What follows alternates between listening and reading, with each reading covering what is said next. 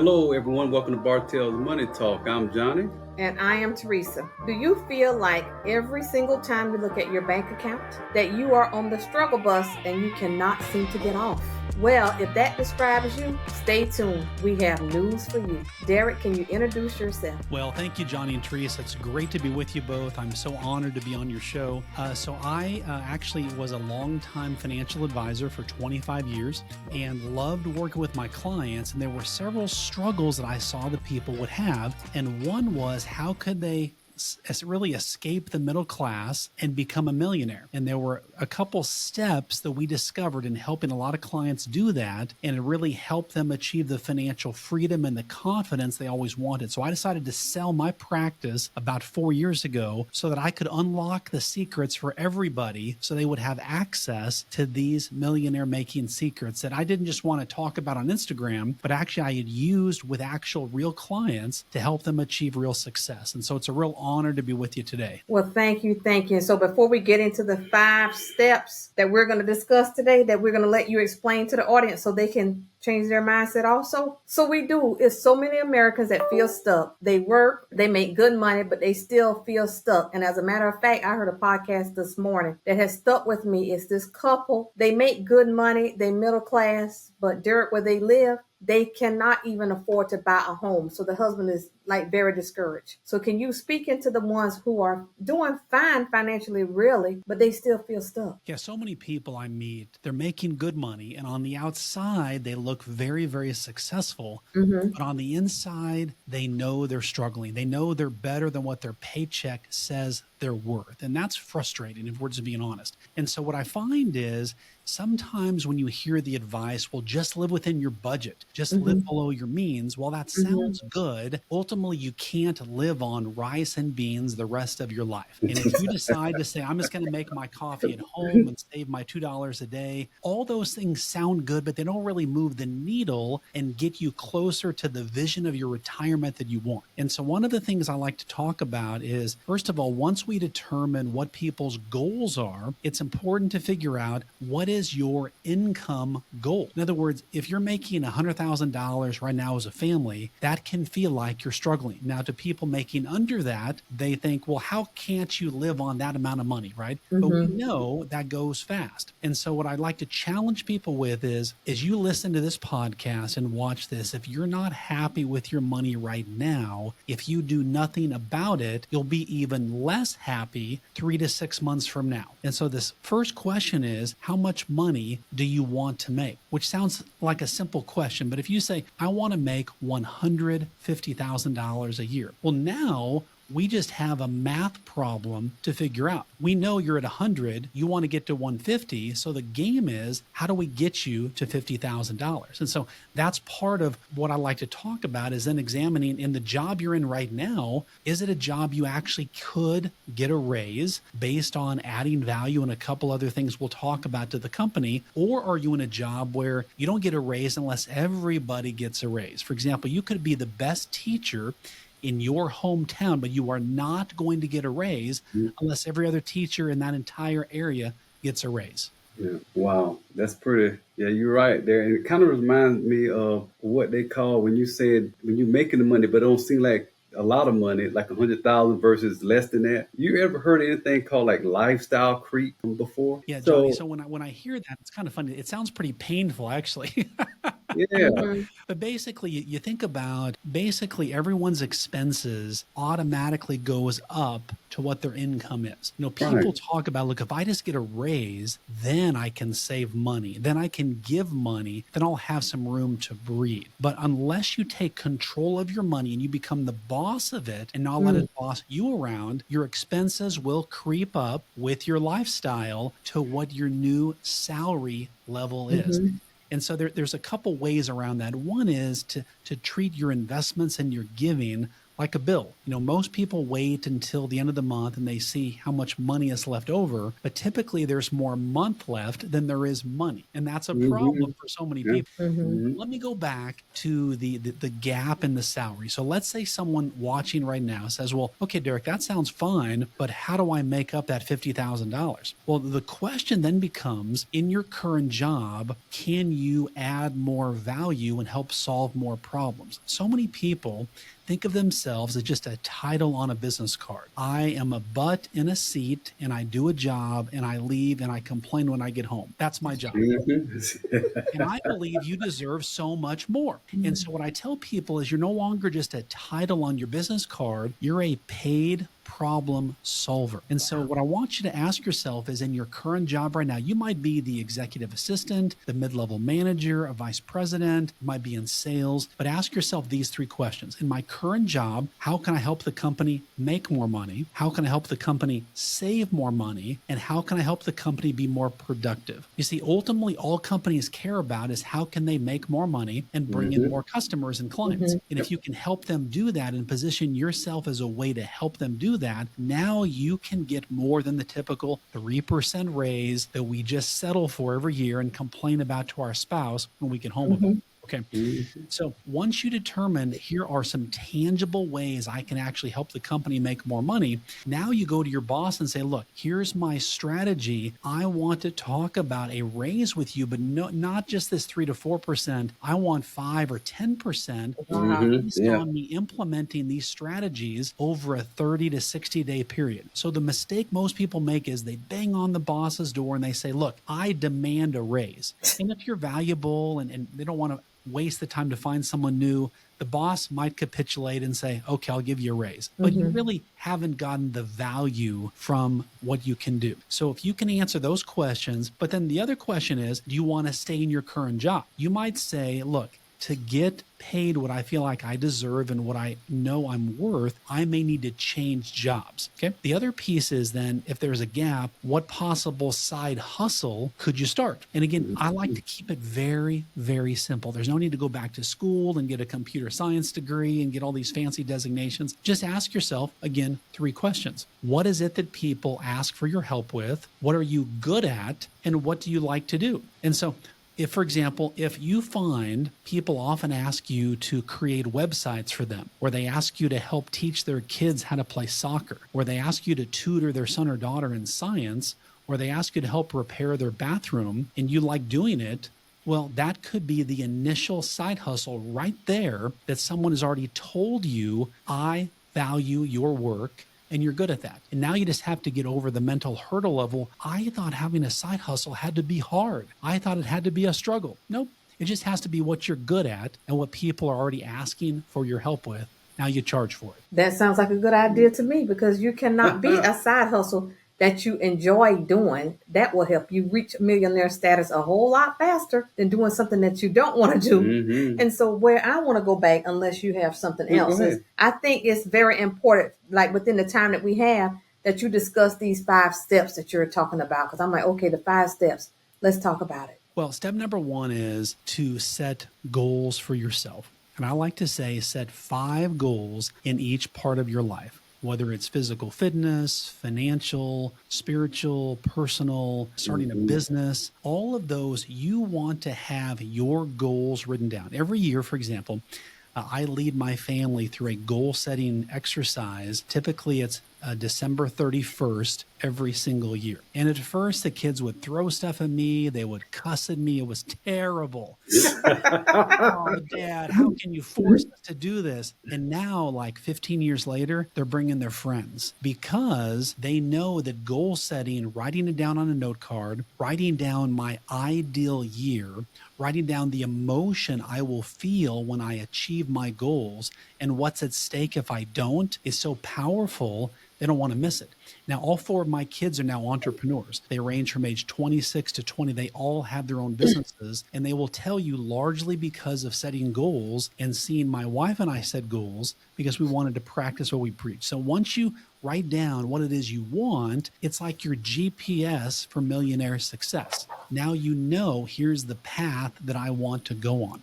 So number 2 is identify what is that income goal that you've got. What is the goal? And then figure out, am I going to get that from my current job? Do I need to change jobs, launch a side hustle? The third piece is to design a wealth strategy. And that is custom tailoring that to your risk tolerance and your goals and dreams. In other words, you want to treat it though like a bill, whether it's in the 401k, the IRA, developing a game plan. But I like to say, don't just settle for what everybody else says. You want to follow consumer behavior. For example, if you look around and every other adult that you know has this same stroller, or they've got this same car, or they're eating this same product, well, you might want to say to yourself, that may be a sign to me to go buy stock in that company. In other words, consumers are telling you by their behavior how you should invest your money. There's no need to overcomplicate this. Just buy what people are buying, and then you make money. And then the next piece is having what I like to call a giving strategy. When you can tie meaning to your money and a cause to your cash and purpose to your profits, well, now it motivates you to go make more money. For example, I like to have a family meeting every year, and we talk about what's a cause that we all care about. And what often I will coach clients to do is, let's say that, for example, homelessness is very near and dear to me. And I realize I don't have a lot of power over it, but I can give money to organizations good at empowering the homeless. Okay. So part of my motivation is I want to go make more money so I can then help the homeless empower and change their lives. And by doing that, it motivates me to go make more money so I can do more good as I do it. That way I don't have burnout or feel like I have not achieved the goals that I want. Okay. And then the last one, and this is going to sound funny, but all of us are kids at heart. All of us love incentives. All of us love treats. And so what I encourage people to do is, if you're married, have a monthly money date and talk about your money. Talk about it in a way that and here's what I believe, by the way, couples that plan together, play together, and pray together, stay together, and grow together. When you talk about money openly and you have a dialogue about it and you're on the same team, you're unstoppable when it comes to your money. But what I would encourage you to do is say, here are some goals I've got, and if I accomplish these goals for 30 days, then I'll treat myself to my favorite coffee, or let's go to a movie or go to a show. And you do that every single month to reward yourself for good financial behavior. Because if all you do is live on rice and beans, I'm not going to Target, I'm stripping all the joy out of my life, you're going to binge, and you're not going to be successful long-term. We know it's about rewarding and feeling good about making positive changes. And when you do that, you'll be shocked by how quickly you'll start making progress toward wanting to be a millionaire. Wow. So wonderful goals. Definitely, if somebody listening hear these goals and start executing these particular goals, definite success. So I know you have seen many clients throughout the years, and you have coached and you have led clients to become millionaires. With these 5 goals, which one of these goals that you have seen over your career that people struggle with? Well, first of all, people who want to be successful often struggle with distraction. So the reason why it's important to have this note card written out with your goals, because life has its own version of your goals written for you. And if you don't have your goals on your note card in front of you all the time, then life will replace your goals with its goals, and it is vastly different than what it is that you want. And so every single day, so this is going to sound crazy, but I do this with my kids and myself. I want to practice what I preach. I have my goals on my nightstand. I have my goals on my bathroom mirror. I have my goals on my desk at the office. I need to see them every single day, multiple times, because life and all the distractions are battling for my time. And if I don't look at my goals even for a day, I can easily get distracted. And so life can be very, very simple. And what we find is, for example, let's say that you went to see your favorite band in concert. Do you think they rewrite all the songs for every new city they go to? Never. Never. No. They simply play the same song over and over and over Mm-hmm. again. And Mm-hmm. they practice it every single day, just like they played it fresh for the first time. And so that's a lesson we can take from, even rock stars, actors, actresses that practice what they do. The key is to remind yourself every day, here's what I'm working toward.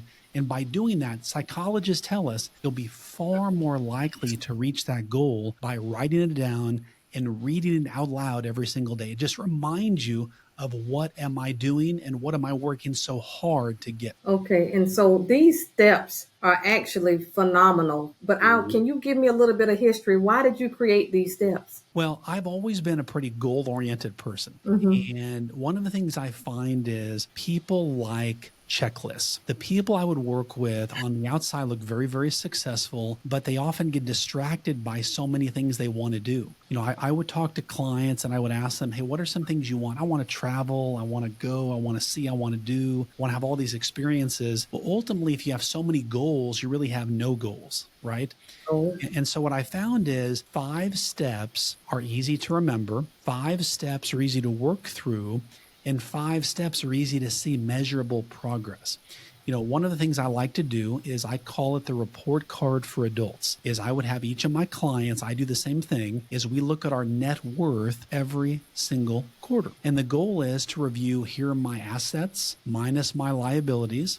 Hopefully my assets are growing, my liabilities are shrinking, and my net worth, that bottom line number, is growing every single quarter. So that way I can track it and it's always on my mind. And the other piece of those 5 steps is, one of my favorite movies is about the founding of McDonald's. It's called The Founder. Mm-hmm. And in this movie, there's a scene in the movie where they take all their employees. This was the very first McDonald's ever. They take them to this tennis court, supposedly, and they sketch out in chalk every single movement that it takes to make a hamburger and a cheeseburger and cook the fries. They don't want to waste any step. And they categorized all these steps, which eventually became a franchise model so that anybody could step in, follow those steps, and achieve success. And so that inspired me to say, I want to have 5 steps that everybody can use that we know will lead to success, some quicker than others, but they will lead to success. That way people can know it isn't just guessing. Nobody wants to waste their hard-earned time and money on, I hope this works. I wonder what will happen. They want to know, okay, if I do these 5 things, it will lead me to success. I love that. Mm-hmm. And so just in I case do we too. have someone listening, I do too. can you give us an example of step 3, which is wealth strategy? Can you provide them like one example as to how they can meet that step? So, and this is kind of a shameless plug here, but in my book, Good Money Revolution, right behind me, one of the things I talk about are the 4 lanes of investing. Okay. So think about a highway. Think about a 4-lane highway. And you're driving on the highway. Typically, that far right-hand lane is the slow lane. And I call that your checking account lane. And that's the money where it's the revolving door. The money goes in, comes right back out. Maybe it pays half of 1%. Totally liquid, totally safe. The next lane in is that short-term goal lane. Maybe it's 3 months to 6 months. It's like a savings account. We're keeping money there for emergencies and maybe some opportunities that come up. That maybe pays 2 to 3%. Then the third lane is that long-term investing lane. So think about, I'm going to invest in my 401k, my IRAs, but inside of there, what I suggest people do, I love the S&P 500 index. The ticker is SPY. Now, it goes up and down, but it invests in the top blue chip companies in America. I also like the NASDAQ, which is QQQ. It invests in all the top technology and AI companies in America. Then you can diversify that. There's other bond funds and conservative things. But the goal is it'll go up and down, but that's long-term money. Now, the far left-hand lane, typically that's the fast lane on the highway. That's where accidents occur, pulled over for speeding, all that kind of stuff. So that's where the risky investments are. So a lot of people ask, well, Derrick, what do you think about Bitcoin or Ethereum or all these different speculative things? And I say, I think I would buy some of them. I buy Bitcoin. I would suggest my clients buy some Bitcoin. And here's why. It's going to be volatile. You don't want to put money there that you can't afford to lose, but maybe you put $1,000 there. You put a little bit of money and kick the tires a little bit and get used to it. Because what we find is clients are better educated clients if they're in these things and they can see how their money does. Okay? Because on good days, Bitcoin might far exceed what the S&P 500 does. But if Bitcoin does really poorly, you're glad you have money in things like the S&P 500. Okay, that sounds good. Yeah, no, that's real good. Yeah, thank you for sharing that, because I'm like, okay, if someone wrote down the steps, they might get to step 3 and get stuck. So thank you for clarifying, and then we're gonna tie it on in into that marvelous book that you wrote. Tell us about your book. And what I would tell you is you can go to our website, which is derrickkinney.com, and download, I call the 5 steps, the Millionaire Money Map. You can download the Millionaire Money Map for free on our website at derrickkinney.com. Okay. So the book behind me, Good Money Revolution, what's unique about this book is, and this might sound crazy to some people watching right now, is I would work with my clients. Some of them would tell me that, Derrick, I keep hearing that money is bad. And if I make a lot of money, well, I must be a bad person. Maybe I need to not make as much money. And I thought, where in the world did you hear that, for goodness sake? And what happened is people would talk about the poster children of wealth, Jeff Bezos and Bill Gates and Elon Musk and all these people that had these empires. Well, you know what? They're making too much money. They need to share that, and they must be holding people down and holding people back. And I said, well, let me ask you this. How often does an Amazon package appear on your front doorstep? Woo. About 4 times a day. Well, aren't you thankful that Amazon? Well, yeah. So 2 things I would tell people. First of all, if you're ever mad about a company, just buy stock in that company. That way you're making money from the company while you're mad. But number 2 is the whole book is about how to go make more money to do more good. One of the biggest motivations, as I talked to earlier in the steps here, is when you can tie a cause to your cash. For example, when I grew my business as a financial advisor, I loved recognizing teachers and students of the month. I would go with a $50 gift card for the teacher, a $25 gift card for the student, and give these out to high school students and teachers every single month. Well, I began to get phone calls a couple years in building my practice, and a woman said something to me that changed how I thought about business. She said, Derrick, we want to work with you because you care about what we care about. And that changed it for me. I realized I didn't have to be the smartest or the most well-connected or the best looking. I just needed to care about what my clients that I wanted to work with cared about. And what it did is it motivated me to go make a lot of money by helping other people make a lot of money so that I could give a lot of money, so that I could then support local teachers and students and do it at all the high schools. And so that's what the book is about. It's just practical stories about, and also one thing I'll tell you, bad money beliefs hold more people back from success than you'd ever believe. There was a woman in my office that came in, looked like the picture of success on the outside, but she would never take my advice. She complained about never getting a raise at work. And what we realized was she had some bad money beliefs that she believed that if you make a mistake, you're not going to make much money, or that in her family, everybody's income was capped. She's never going to make more than a certain amount. She was told this by some of her family growing up. And once we unpacked those bad money beliefs, she got a $25,000 raise within months, and she got promoted to vice president. All because she addressed the bad money beliefs she had and realized, wait a minute, I don't have to live with that. My past has passed. Now what matters is what's in the windshield, not dwelling on what's in the rearview mirror. Okay, my husband says it takes a lot to get me quiet. I'm like, that's jaw dropping. Yeah, but what I like you said is, because that's kind of the analogy I use too about the windshield and the rearview mirror, because that is so true in life. With anything, especially your finances, if you are stuck in your past with your past mistakes, then how are you going to move forward to what's ahead of you? So that's pretty powerful. Wow. What you want to ask? No, yeah, I do. So your turn. Yeah. My turn. I'll hold you. So this is my question, and I think you kind of hit it once before, but I got to ask this to make sure so the audience can make sure they hear this. If you're dealing with some financial struggles, what are some misconceptions that you've seen throughout your career that causes people to deal with these particular financial struggles or issues that they have to go through or that they're dealing with? Well, first of all, I would tell you that those issues you're facing are real. I'm not going to sugarcoat that, nor am I going to say, you have created these problems yourself. You'll never be able to dig out. No, I will just say you are where you are right now. And so if you can just accept that, just like you went to the doctor and you said, doctor, I've got this problem with my shoulder. What should I do? And the doctor typically would run an x-ray to see what's wrong with your shoulder. So I like to call this doing a financial x-ray, just in where you are right now. You may not like it, but just on a sheet of paper or on your phone on the notes app, write out, here's what I own minus here's what I owe, and here are my monthly bills. That way you have a financial x-ray in front of you that can tell you, here's where I stand right now. And it's going to look ugly and you're going to be frustrated. You're going to want to either eat ice cream or drink a lot of alcohol. One of those choices probably.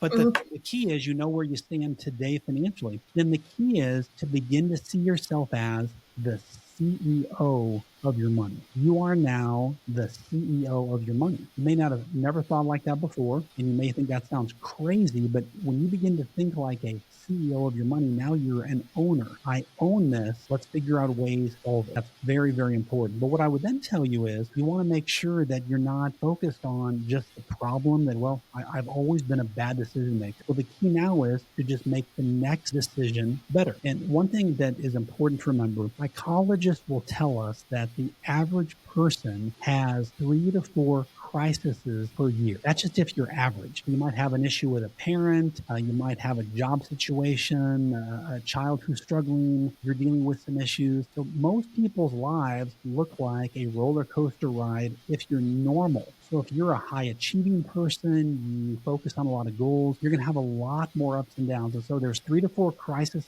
per year interrupted by the occasional emergency. Okay, so what that means is that if you are completely derailed by every problem that comes at you, you are not going to be financially successful. But instead, when you listen to this podcast and listen to what we're talking about, if you can embrace and say, oh my gosh, it's normal for life to throw curveballs at me all the time.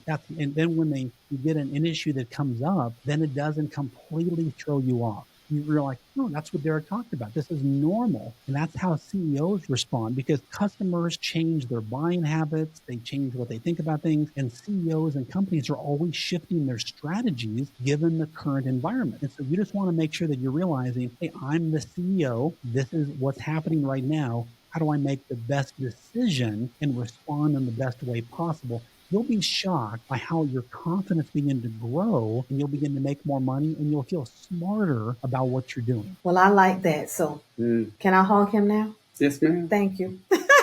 So on that note, Derrick, I want you to tell everybody again how they can find you, where they can find your book, the title of your book. Instagram is a great way to find me at Derrick Kinney. We post daily ways to make money and save more money. You can go to our website, which is derrickkinney.com, and download the free 5-step Millionaire Money Map. There's also a link to buy the book on the website, but you can buy that at Amazon as well. There's also, I'll give you this as a free bonus for our listeners. There's a website that I call gettheRaiseYouWant.com. GettheRaiseYouWant.com, and there's a free report I give on how you can start making more money in the company you're at right now and how to launch a side hustle at gettheRaiseYouWant.com. Okay. Wow. Well, Derrick, we want to thank you for this wonderful opportunity. You joined us on Bartelle's Money Talk, sharing all of your wisdom throughout our years of experience that you have. We really appreciate your time on our show today. And we just want to say thank you. And listeners, if you like the content, please like, share, and subscribe. And until next time on Bartelle's Money Talk, we thank you and look forward to seeing you again. Thanks, Derrick. Enjoyed being with you all. Thank you. Thank you.